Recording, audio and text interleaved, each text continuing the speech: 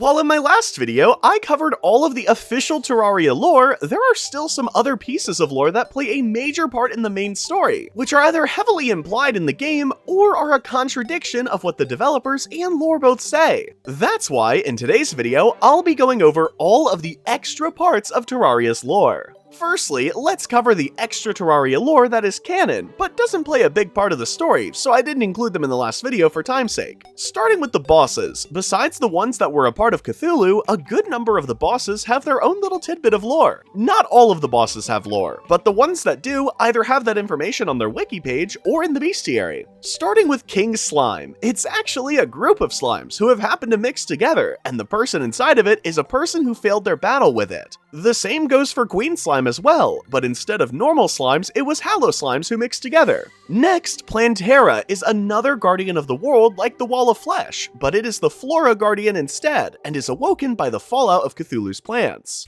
After that, we have Golem, who was made by the race of lizards to protect the Jungle Temple.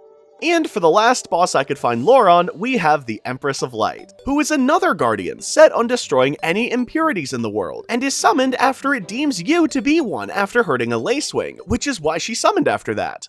Next, let's go over some stuff that isn't outright stated anywhere, but is either heavily implied or is just a popular theory. Starting with the Guide. While the lore states he's a part of a group named the Order of the Guides, who passes knowledge down to one another to keep important information around through multiple generations, it doesn't exactly state how that's done, or what the Guides actually are, which is why some people think the Guides are actually the Wall of Flesh. The idea is that once you can summon the Wall of Flesh, you no longer need a guide to help you protect the world, so using the voodoo doll will show the Guide's true form as the Wall of Flesh.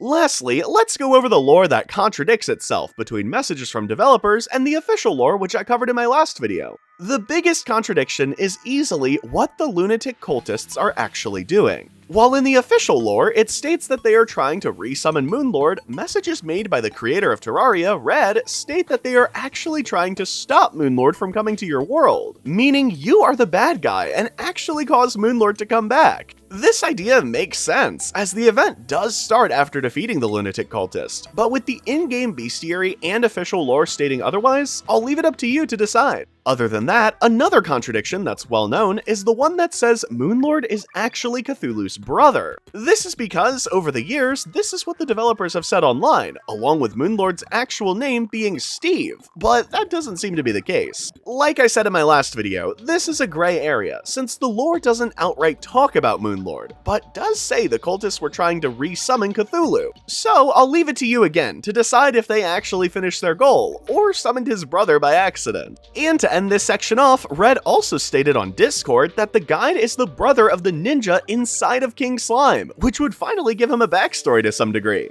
That wraps up my video on the extra lore of Terraria. While I'm sure I missed something, as it's hard to find out everything, this video and my last video covers the majority of Terraria lore out there. If you made it this far into the video, be sure to let me know by commenting Cthulhu's brother, and let me know if there's anything you think I missed. Thanks for sticking to the end, and as always, make sure to have a wonderful day.